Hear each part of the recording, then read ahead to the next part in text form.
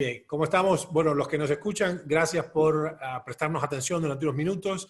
Les he pedido a los compañeros que ven acá, son miembros del staff del Centro de Terapia Metabólica del Cáncer en Buenos Aires, y en nuestra apretada agenda hemos querido conversar sobre estos temas de actualidad, de gran importancia, así que les agradezco. Los voy a presentar brevemente para que entiendan con quién estamos. La doctora Victoria Amador es una médica cubana, colabora con nosotros hace ya 7, 8 años, es especialista en medicina general integral. Esto va a ser relevante, como verán, porque en los 80 la doctora asistió al inicio del plan de la familia, el médico de la familia, que es una descentralización de la atención primaria, y bueno, ha hecho incluso medicina internista, medicina de, no sé cómo se dice acá, compa, pero es de terapia intensiva. El doctor Roberto Álvarez, director médico del Centro de Terapia Metabólica, además docente de diagnóstico por imágenes y de anatomía en la UBA, y el bioquímico Pablo Aguirre Gauto, que es nuestro director técnico del laboratorio de investigación de la parte bioquímica de nuestro centro. Así que, y yo, Ernesto, un servidor. Quería brevemente, antes de seguir, Vicky, avísame cuando tengas que irte, yo sé que estás a las 5 con otro problema, pero quería que conversáramos brevemente sobre lo que fuimos deshilando estos días. La primera de estas cosas, la inmunidad de rebaño. La segunda, cómo se lidia con esta entidad compleja, aparentemente, que todos los días parece ser una versión etiopatogénica diferente. ¿Qué está pasando también con los diagnósticos? Y qué está pasando con la capacidad asistencial, la que todos temíamos que se iba a desbordar, etcétera. Así que bueno, cuando ustedes quieran, así damos forma coherente a nuestras conversaciones, a nuestros almuerzos de trabajo. Muy bien, básicamente creo que ahí hiciste un resumen general de todo.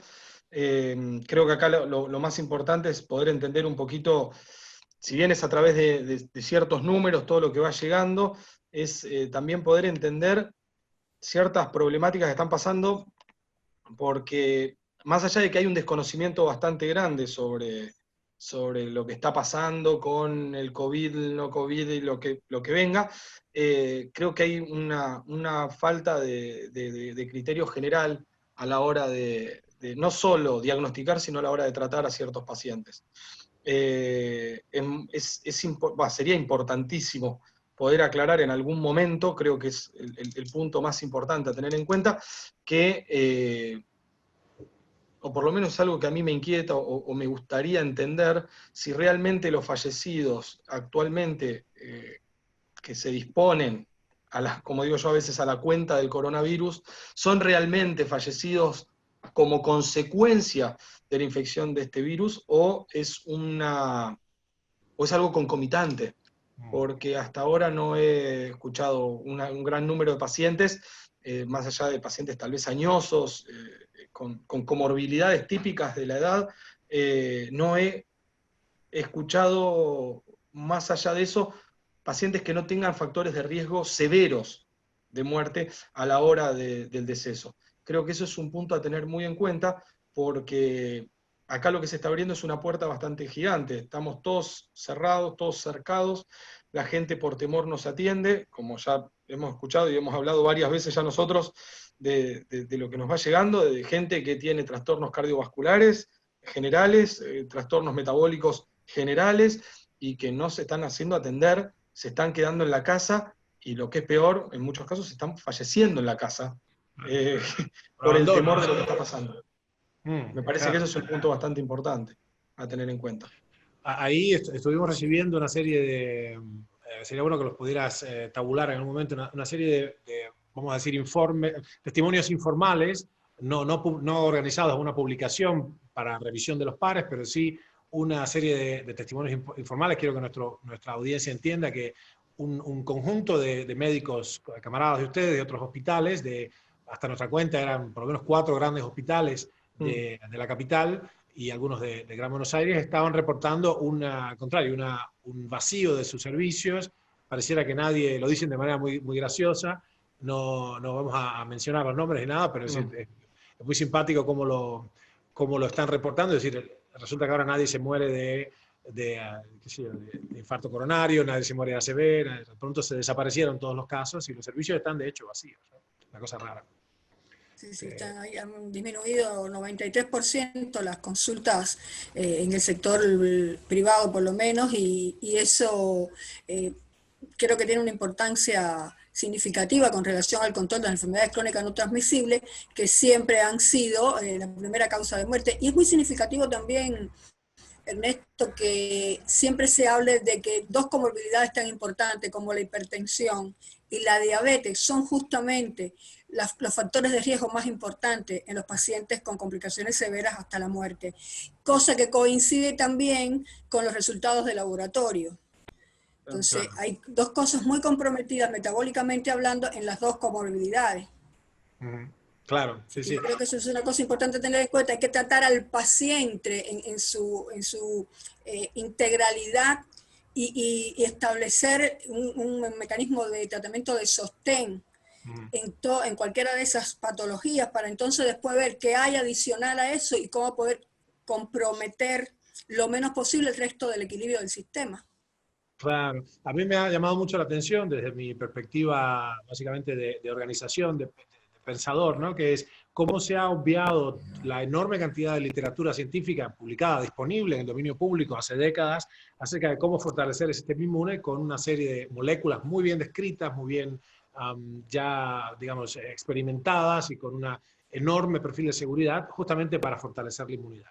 Hemos venido escalando esto y yo creo que la audiencia tiene que entender, los doctores y bioquímicos acá presentes, todo nuestro staff, de hecho, tenemos una experiencia de 13 años como mínimo en el contexto de este instituto de terapia metabólica del cáncer en Buenos Aires, 13 años de tratamiento de pacientes inmunocomprometidos, pacientes oncológicos, que por el propio curso de la enfermedad o por la necesaria iatrogenia de las terapias que hicieron, que son sustancias mielotóxicas, le hace quimioterapia citotóxica, estaban fuertemente inmunosuprimidos. Entonces, nosotros no tenemos un récord perfecto a ese punto, no tenemos registro en nuestras historias, y hay una cantidad de historias, estoy justo en el piso del laboratorio, donde está uno de los archivos, el archivo de la doctora Amador.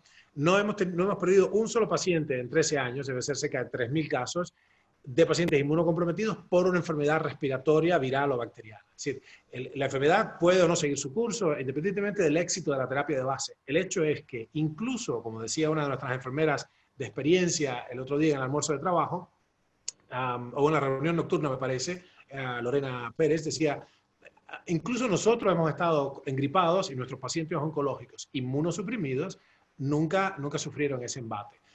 Así que bueno, es una cosa importante. ¿Por qué? Porque hemos dado cantidades farmacológicas de ascorbato de sodio, o sea, el ion ascorbato del ácido ascórbico, cantidades farmacológicas relevantes y racionalmente apropiadas de vitamina D o colecalciferol, selenio, zinc, etc., ¿no? Así que bueno, es una... y por cierto, algo no es menor, en el contexto donde quizás una infección viral no produce la sepsis es un 2% apenas viral, pero abre las puertas para una coinfección bacteriana, los niveles bajos, consistentemente bajos de glucosa son un medio más hostil para las bacterias y lo contrario, la hiperglucemia sostenida crónica es un caldo de cultivo, cosa que es bastante clara. Y la vitamina D también nos ha sorprendido. ¿Te acuerdas?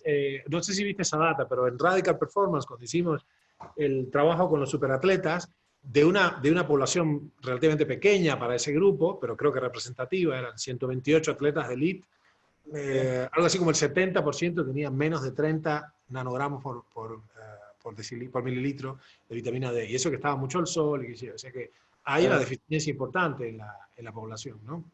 Sí, sí. Y después lo vimos, no sé si tú llegaste a ver la data que sacamos con Isabel hace 11 años, de dos hospitales oncológicos en realidad y un hospital general en Argentina, que estaba el 100% de la muestra de los pacientes testeados tenía cantidades imperceptibles, o sea, indetectables de vitamina C en la orina, y cantidades una décima parte, un orden de magnitud menos en ascorbemia, en este caso, también, o sea, en sangre, y cantidades así, básicamente raquíticas, estamos hablando de un solo dígito de vitamina D en sangre, y las vitaminas del complejo B directamente inexistentes, o sea que es imposible curarse de catarros, imagínate de cáncer, ¿no? Así que eso fue y esto viene a cuento de que una prolongada estancia en el hospital, casi seguro que condena por una cuestión de además las tácticas alimentarias de los hospitales todavía muy por desarrollar, casi te condena a, o sea, estás en la oscuridad, estás comiendo azúcar por vena, digamos, es casi seguro, en particular cuando por una inmunosupresión iatrogénica te dicen no coma nada crudo, no coma nada crudo, entonces fuentes de nutrientes que son termosensibles, como la vitamina C, desaparece también. Así que sí, es casi una profecía autocumplida, ¿no? Ahí. Aparte, si pensamos en la vitamina C y la exposición al sol, también con todo este tiempo de cuarentena, ¿no?, que estamos teniendo, capaz que también va a haber una baja importante, ¿no? Sí, el colecalciferol, oreocalciferol, sí, tiende a desaparecer. De hecho, fíjate, interesante que lo hayas mencionado, pero con el doctor Roberto hablábamos hace poco de él, o sea, analizamos a quién le va a ir mejor y quién se podía predecir a quién le va a ir mejor o peor con un brote nuevo de algún bicho, porque básicamente depende de en qué parte de la estación te encuentres. Y Claro, estos brotes siempre arrancan al final de la temporada invernal, ¿no? Donde no hay defensas en particular, que fue lo que pasó en 1918. ¿Se acuerdan que hablamos de esto bastante internamente cuando se hizo la prospección esta, vamos a decir, forense del virus H1N1 que produjo la gripe, la infame gripe de 1918, que los norteamericanos llaman la gripe española, sin derecho ninguno, porque el virus salió de ellos, creo que fue North Carolina o Virginia o algo así, o sea, siempre le echan la culpa a alguien más. Por supuesto, nuestros camaradas españoles, nuestra familia, de hecho, dice, pero ¿cómo le llaman así? Es una falta de respeto. En todo caso, lo que es claro es que había realmente una malnutrición así global muy importante. Entonces el bichito no encontró reparos y por supuesto no había antibióticos todavía disponibles a escala global y todo, ¿no?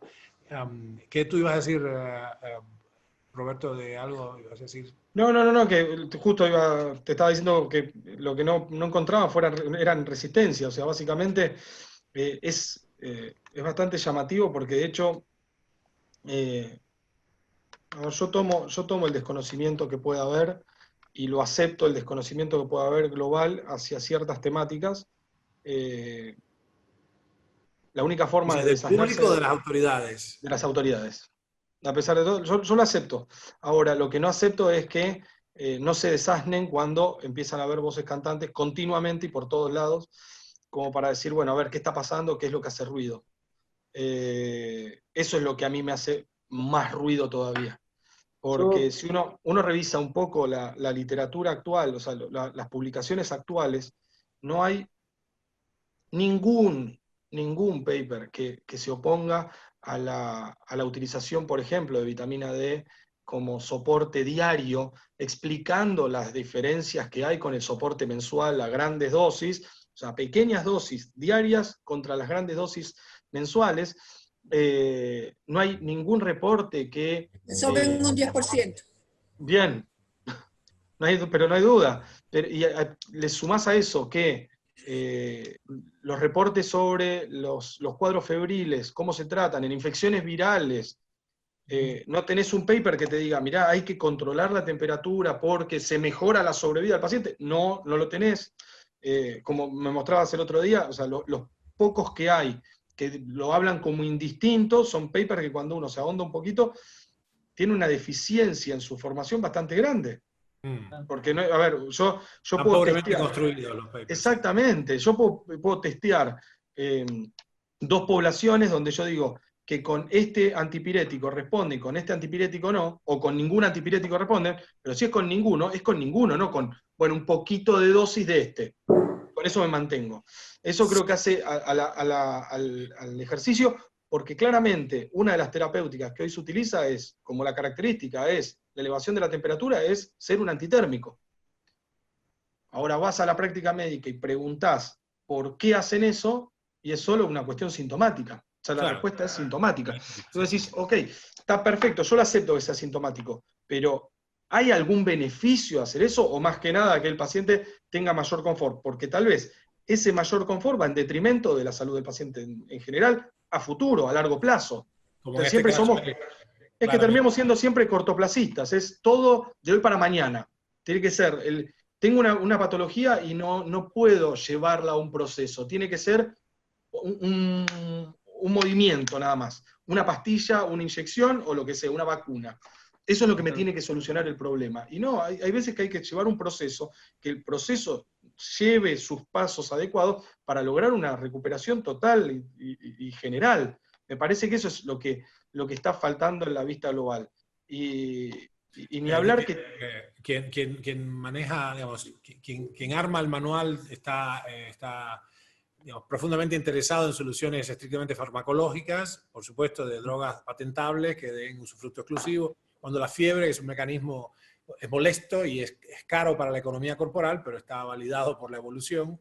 Cuando está conservada la fiebre en todos los taxones que quieras ver, desde los animales ya superiores, evidentemente la temperatura óptima para funcionar es esa. Y bueno, la evidencia está, cuando se construyen bien los estudios, la evidencia está de que incluso incrementa la mortalidad el uso de antibióticos farmacológicos. Las medidas físicas no, pero las medidas farmacológicas sí. Nosotros creemos haber descubierto por qué, es que la tormenta de citoquinas se produce un feedback loop, donde es un fenómeno de retroinformación, donde al inhibir centralmente la fiebre con qué sé yo, paracetamol o acetaminofén o indometacina, los glóbulos blancos dicen, bueno, el hipotálamo no está escuchando mis llamados, vamos a gritar más fuerte y se segregan más y más y más pirógenos, en suma citoquinas también proinflamatorias, pero por un factor de 10 o hasta 100 veces más. Pablo, tú ibas a decir algo, vi que cuando Roberto... Sí, no, yo decía que justo a lo que decía Robert, que me venía a la mente lo que decías hoy vos del aprendizaje o la enseñanza lineal que se tiene, ¿no? Yo creo que no hay profesionales que no sean capaces de razonar, pero en general es más fácil alinearse a lo que te enseñan y por ahí si en realidad te pones a pensar un poco y le encontrás la lógica sería como más fácil y más, ¿no? Claramente. Sí. En particular... Estamos en protocolos porque justamente viene la bajada, en este caso, no sé, de la Organización Mundial de la Salud, pero no nos ponemos a pensar si realmente está bien lo que están diciendo y tiene lógica, ¿sí? Por ahí hacemos esto porque nos dice tal persona y listo, pero en realidad no estamos pensando si realmente está bien aplicado, está bien pensado, o no sé. Claro, si corresponde. Da un gran alivio, esto se ha testeado mucho, da un gran alivio saber que uno está caminando en la dirección con los demás. Lo que es interesante, esto se vio en psicología económica, los traders sienten alivio de sostener una posición, ponete, creo que el petróleo va a bajar, bueno, fantástico. Si otros compañeros o amigos también están puestos short en la posición, también opinan que va a bajar, eso me da más alivio. Lo que no hace, según este estudio, es mejorar la toma de decisiones. O sea, puedo estar más aliviado, pero no mejora... Ir con la masa, ir con el rebaño, con el cardumen, ir con la corriente, en definitiva, del pensamiento, como decía Krishnamurti, no hace mejores mis decisiones. Me da más alivio, pero no me hace tomar mejores decisiones. Y bueno, lo que pasa es que hay un costo psicológico, hay un costo político, hay un costo económico incluso de plantarse y decir, no, esto no lo voy a hacer. Piensen en todo lo que sufrió Suecia hasta ayer, porque había decidido no hacer lockdown y resulta que sus números son mucho mejores. Por supuesto, esto todavía tiene que sumirnos estrictos por COVID. Los otros son todos infinitamente mejores. No se les ha muerto nadie por desatención, por femicidio, etc. El punto es, todavía está muy temprano. Las epidemias tienden a apagarse en 2 o 3, o hacer ya terminar su curva gaussiana en 2 o 3 temporadas. Ellos lo que va a pasar probablemente es que, digamos, cosecharon más rápido, como corresponde. Pero el asunto es que esta narrativa de achatar la curva, lo que la gente no entendió, no entienden bien lo que le dijeron. Lo que dijeron, vas a tener la misma cantidad de muertos, solo que en 9 meses en vez de en 2. Con lo cual no hemos resuelto nada en el fondo. Entonces, y lo que básicamente nos preguntamos cómo se les pasó es, ¿qué tal si trabajamos no 0 horas, sino 16 horas por día? ¿Qué tal si redoblamos nuestros esfuerzos? Cosa que hemos hecho mucho, Victoria y yo, por nuestro lado, no nos conocíamos en Cuba. Cuando había que trabajar y trabajábamos el doble. Hacíamos maratones de trabajo en el socialismo para incrementar la capacidad instalada. No hace falta achatar la curva, hace falta por debajo de la capacidad instalada. Claro, hace falta subir la capacidad instalada. Claro, y producir lo que decía la inmunidad de rebaño, ¿no? También. ¿Cómo es esto? ¿Querrían ustedes exponer este concepto? Nosotros hemos hablado ya durante 2 años de la inmunidad colectiva. La gente se enoja cuando yo digo inmunidad de rebaño y dice, no somos vacas. Bueno, más o Lo menos. dijo el ministro de Salud el otro día. ¿Ah, sí? Ajá, ¿Cuál? ¿El ministro de Salud argentino? ajá. Ah, mira, mira. Bueno, ok, entonces ya no tengo hate mail, ya no me bardean. ¿Cómo sería la cosa? ¿Cómo llegamos a adquirir lo que nos parece la inmunidad colectiva, que es la más robusta y realmente sustentable de las medidas? Creo que la mejor forma de explicarla es una bien directa. La mejor forma de obtener inmunidad de rebaño es tomar contacto con el virus. Es simple, exacto, es la única forma que hay. La única forma de generar inmunidad contra eso es tomar contacto. Alguno va a hablar de una vacuna, y la vacuna es tomar contacto con el germen. Claro, en ese caso yo creo que la mejor manera sería justamente, y siguiendo lo que dice Robert, es poner a las personas sanas, que justamente son las que pasan totalmente asintomáticas. ¿Sí? Entonces, Claro. justamente sacarlos, como decía recién, a la calle, en el subte, en el micro, donde hay más aglutinamiento de personas, y en realidad sería una forma de exponerlos y justamente hacerlos que pasen, que se infecten por el virus, y ellos son asintomáticos, ¿sí? Siempre que no tengan factores que los predispongan, digámosle. Esa sería una buena forma de producir la inmunidad de rebaño. Mm. Sí, ahora, perdón, Victoria. No, eso, fortalecer al rebaño justamente para que en el enfrentamiento con la infección tengan mejor respuesta individual, lo que se traduciría en una respuesta colectiva.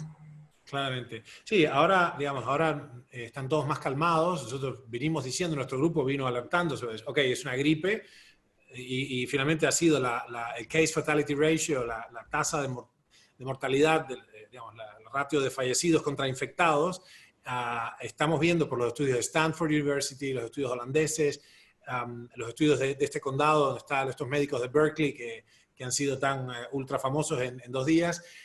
Estamos viendo que la tasa de infectados es ya 3, 4, incluso a veces 14% de la población, o sea que le estábamos pifiando por un 50, 80 veces, eran 50 veces más infectados de lo que creíamos, 80 veces más infectados, no 80%, entiéndame, 80 veces, 8000%, con lo cual entonces la tasa de fatalidad decrecía a 0,066, 0,3, pero el punto es, ahora que lo sabemos, ahora que está demostrado que era así, que lo que predijimos era correcto, pues una cuestión simplemente de lógica de la biología evolutiva y de estudio epidemiológico de la historia de estas emergentes. Los coronavirus están con nosotros hace 600 millones de años.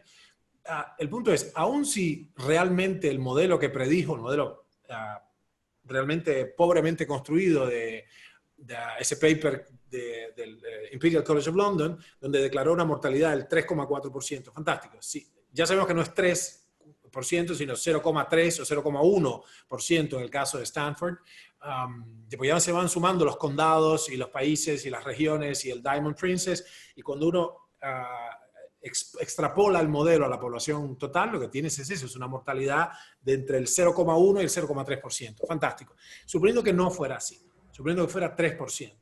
Cuando yo declaro que una patología tiene 3% de mortalidad, estoy admitiendo algo a la misma vez, que es qué cosa, que tiene 97% de supervivencia. La cuestión es cómo, sabiendo que no es porque lo operamos o lo inyectamos, porque no hay ninguna cura para eso, porque básicamente es un emergente desconocido, no hay que darle el premio Oscar de la epidemia al sistema inmune. ¿Qué hemos hecho al respecto? Absolutamente nada. O sea, a mí me ha parecido increíble que el ser humano está powerless, como sea, sin poder ninguno. Entonces el virus, lo que el virus quiere hacer, y no tenemos nada para hacer, salvo encerrarnos muertos de terror, con niveles de cortisol y adrenalina, y cada vez, como dice Pablo, con menos sol, menos vitamina D, con peor nutrición. Todo el mundo agarró papel higiénico, por supuesto, papel sanitario, como se llama en Cuba, y comida en lata. O sea, todos los niveles de nutrientes decayendo. Es una profecía autocumplida. ¿Qué ustedes, cómo planteamos esto? Es decir, ¿por qué le pifiamos al sistema inmune? Es impresionante. ¿Cómo hacemos? ¿Qué sugieren ustedes? No sé quién quiere decirlo. Ya sabes que yo soy un poco más efusivo en decir ciertas cosas. Para mí el por qué no se busca el sistema inmune no es costo efectivo a beneficio de mucha gente, que tiene cierto interés en ciertas cosas. Porque, a ver, vamos a traducirlo un poco. No, los fármacos que se podrían utilizar para fortalecer el sistema inmunológico, que se conocen hace más años que la medicina, son fármacos terriblemente económicos. Son fármacos muy sencillos de conseguir, son fármacos no comercializables en gran escala. Son fármacos huérfanos, que tienen una tasa de relevancia muy importante, que tienen una tasa de efecto adverso muy pequeña a nula, con lo cual es injustificable que no se utilice. Vamos a ponerle este ejemplo, que yo lo hablé mucho con compañeros míos médicos. Supongamos que uno no cree que sea eso, que ayude a la inmunidad. ¿Qué trastorno le trae al organismo utilizar una buena cantidad, como pueden ser 1 gramo cada 4 horas de ácido ascórbico? ¿O qué malestar te puede traer utilizar dosis adecuadas de zinc, de selenio, de magnesio, de vitamina D? ¿Qué te puede traer como trastorno? Ninguno. Entonces, ¿por qué seguimos pensando en meternos una tela en la boca? Sí, una tela que...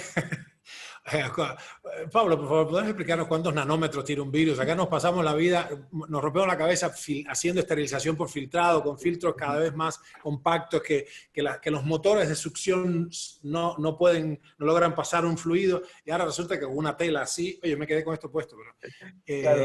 que con una tela como esta, estoy como Hulk, podemos impedir que los virus vayan hacia un virus, por favor, es como tratar de que los mosquitos no entren a través de una reja de la cárcel, o sea, meter preso a los mosquitos con... Por favor. Claro. Sí, un virus en promedio mide de 5 a 50 nanómetros, ¿sí? O sea, sería algo así como 0,0000, o sea, 9 ceros, 1 centímetro. Escribilo, por favor, porque los ceros son relevantes. Nanómetros. Escribí todos los ceros para que la gente lo vea. Sí. Y la otra cosa, si miras, Robert, si miras el prospecto de cualquier antiviral, replicante antiviral, cualquiera que termine en vir, oh my goodness, te da un... Sí, no terminas de leer las contraindicaciones.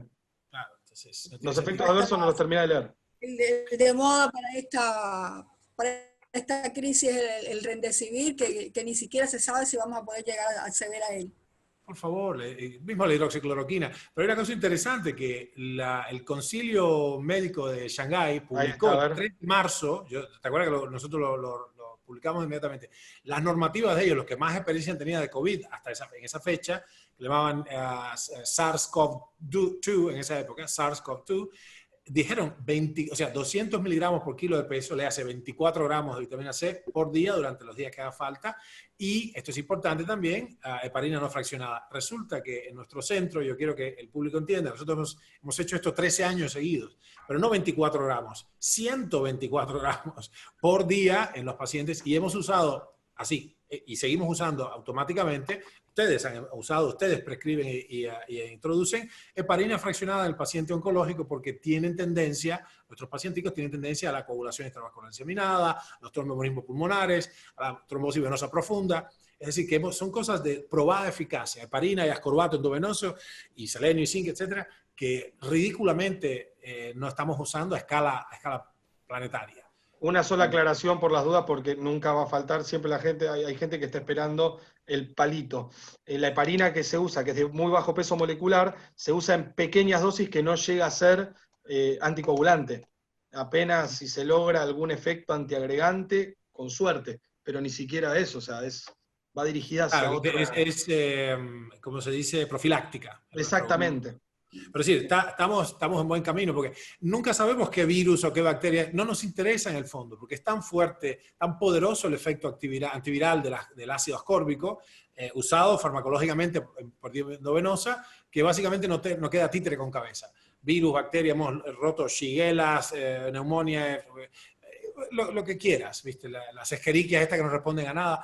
no tienen cómo hacer frente a la cantidad farmacológicamente suficiente, que eso siempre es suprafisiológica. O sea, no son un pedacito de fruta o un poquito de naranja, no, estamos hablando de dosis farmacológicas endovenosas. Paul, nos ibas a enseñar unos números.